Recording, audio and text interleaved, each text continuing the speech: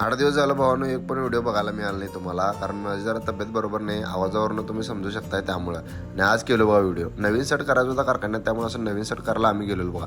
पप्पा आणि मी गेलेलो आणि आज माझा जोडीदार सुट्टीवर होता. असं सगळ्या कारखान्यात का नाही सेट करायला बघा आम्ही. शेखर पाटलांचा कारखाना आहे बघा ह्यो, शेखर पाटील मालक त्यांचा.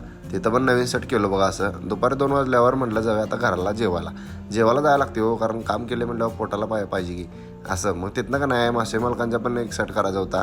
सेट करून लगेच तिथं वैपणी पण लावायची होती. मग काय दणक्यात वैपणी बी लावलो बघा. तिथनं मग दुपारी का नाही, दुपारी म्हणजे बी 3-3:30 वाजता सुट्टी झाली आमची आणि तिथनं आम्ही गेलो घराकडं. तुम्हाला सांगतो आज का नाही मतदानाचा पण दिवस होता, त्यामुळे मी पप्पा आणि सुनीलदा आमचा ते पण गेलेलो मतदान करायला. बघतोय तर गर्दी ठीक झालेली भावानो.